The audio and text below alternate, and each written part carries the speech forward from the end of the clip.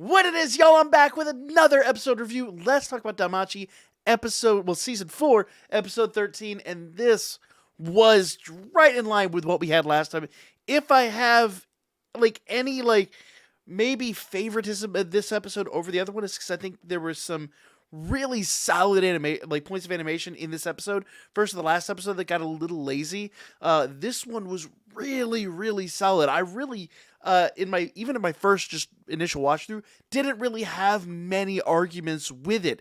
So I love this episode. This is a great episode. Solid 9 out of 10.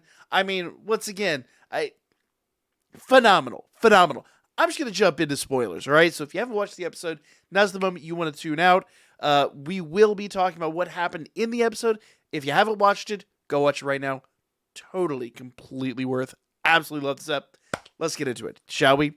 So, right out of the gate, we immediately meet up with Ryu and with Belle. And, oh my god, they are absolutely, screwed. They are... the Juggernaut's on their tail. They're running. They're beaten down. They're discouraged. And I'm just going to go ahead and basically follow their full pathing. So the episode does kind of jump around a little bit. The light novels do that too. It felt... You could really tell Amori has a bit of say in how the narrative goes down in this one, because it does jump around a bit like the light novels tend to. And that's not a bad thing. It actually built a lot of suspense. It was really phenomenal suspense building. But we follow Belle for a bit, and the Juggernaut's about to get him, and he uses his firebolt. But knowing the fight, initially I was like, "What are you doing, dude? You know this isn't going to work." But he actually hits the ceiling of the dungeon and caves all that in, and just buys them some time. So that's really about it. This whole episode is about buying time. But then the skeletal goat thing that just comes out of nowhere, and it proves to be just a ravenous monster. Literally, we always talk about the dungeon monsters being monsters, but this thing was actually horrifying because it's got no flesh. It's got a drapery around it that allows it to basically blend in with the environment.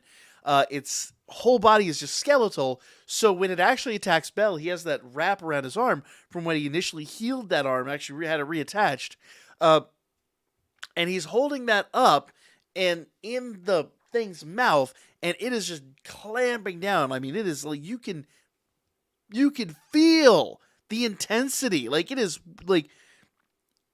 for a moment there, I was like, what is he gonna do? But then he pulls out his knife and just starts stabbing at the head of it. You're like, what's going on? But he pierces the iris, pierces the magic stone, it shatters, and the beast is dead. But that was intense. It was just one monster. In the back of my mind, I'm going, what is going to happen when they run into more? Well, just to jump ahead, inevitably, there are 3 more that show up. In fact, Belle and Ryu are literally just looking for a place. They realize where they're at. They realize they're in danger, and they're like, we need a place where we can rest. And even Ryu, when they finally get there, is like, we got 5 minutes tops. You take a 5-minute siesta, real quick hiatus. In fact, she heals him initially before even that attack happens. So he's healed, then the attack happens, he's beaten up again, Ryu's out of magic, and they literally are just now in raw survival mode. In fact, for a while there, Ryu's like, oh my god, it's lost, we're done for. And Belle is like, snap out of it. We can't have that mentality.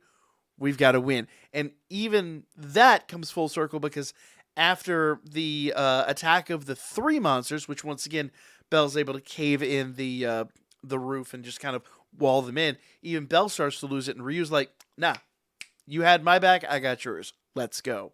So she literally slaps the nonsense out of him, and that's kind of where we're at with them. They're literally huddled inside just a hole in the dungeon. They even mentioned they're like, we've got 5 minutes. The damage to the dungeon is going to prevent monsters from spawning here for about 5 minutes. That's all we got. They find corpses of people that have been there. It is wild.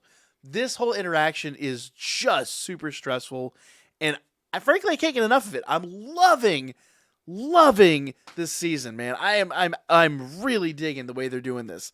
But of course, the main battle that's happening right now is that floor boss. I forget his name, but the big two-headed it's like half dragon, half plesiosaur, like, but it's got two heads. It spits ice, it spits fire. It's just ridiculous. That thing is just beating the rest of the Hestia Familia just to a pulp. It is absolutely, for a while there, it looks like they've got the upper hand, but it basically swims up the waterfall.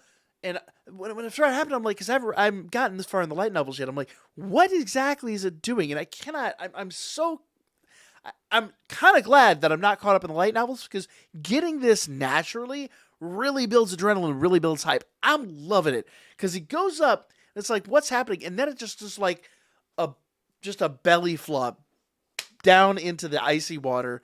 And then they even talked about in the beginning of the season how dangerous it is to get in the water. And the water just goes everywhere. Mikoto's knocked in, Welf is knocked in, Oka's knocked in. Aisha pretty much stands her ground, but most everybody winds up being submerged. The Vanguard is kind of now displaced, like they're basically running for their lives. And everything's just pandemonium.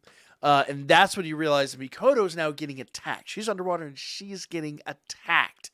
And they now really mention what happened there since then. I think you're supposed to believe she's dead, but for the life of me, I actually don't believe that. They just kind of show her getting munched on a little bit, and I think she's going to get out of that. Probably worse for wear, but I mean, definitely worse for wear. But I fully believe the next episode we will see more Mikoto. But Oka, Welf, and especially Aisha are now, staring down this monster. And this thing keeps going underwater. This thing keeps calling up all his buddies. They finally, basically clear the room of everybody that's not just the floor boss. But it just keeps going and keeps going. And finally, the climax of the episode, this thing does another big fire blast. And it goes straight at Cassandra. And Cassandra just goes like deer in headlights, full Wile E. Coyote. She said, "This is it. We're done. I can't believe, I can't believe this is how it's going down. Blah, blah, blah, blah, blah." And then the blast just comes straight at them. Lily's over there like, "We got to move. We got to go." And Cassandra's just frozen. And it looks like Cassandra's actually met her match. It looks like she is done. And at the last possible second, Haruhime pushes Lily and Cassandra out of the way, and Haruhime seems to take the brunt of that blast. Now, in my heart of hearts, I do believe that she is going to somehow make it out of this. I don't know how. Plot armor, but I'm not sad, because I would be distraught to see Haruhime go from something like this. But it looks like she's done. Everybody kind of looks around. Lily and Cassandra, they get like they just have the first person view. Like it's Haruhime's there, the blast comes through, and they lose it. And Oka and Mikoto, or sorry, not Mikoto, I'm sorry, Mikoto's still underground. Chigusa's like, "Where's Mikoto?" And Oka turns around and he's like, "Haruhime, what?" And Aisha flips. For obvious reasons, she loses it. And the stakes, if the stakes couldn't get any higher, this is that, I guess that this is that moment.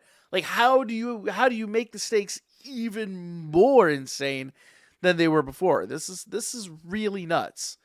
The whole episode culminates to this moment, and you're just floored by what just happened. It as somebody watching this, once again, I'm not caught up in the light novels. I was like, what? It was nuts. End of the episode.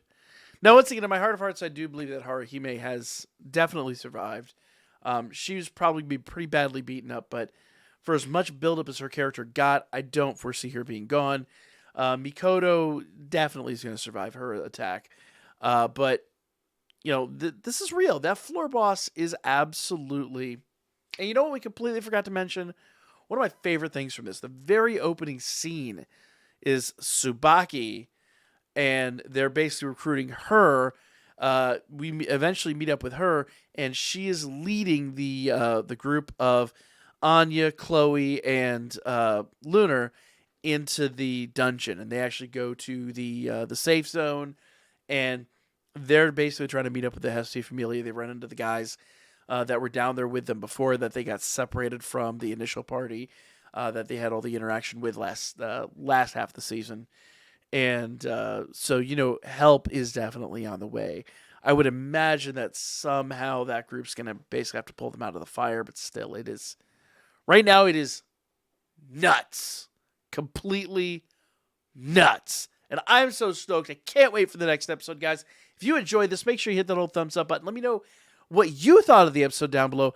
I'm going to watch it 2 or 3 more times before next week, because this episode was insane.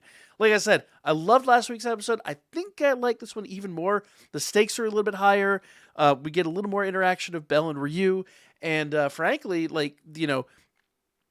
this, I don't want to say, like these scenes, I don't believe those characters are gone, but they really want you to feel like they are. So, I don't know. We'll see, guys. I'm not caught up in the light novels. Maybe I'm wrong, but I just think those characters too. I think the plot armor's got to kick in at some point. But nevertheless, guys, no spoilers. For those of you that have read the light novels, no spoilers in the comments.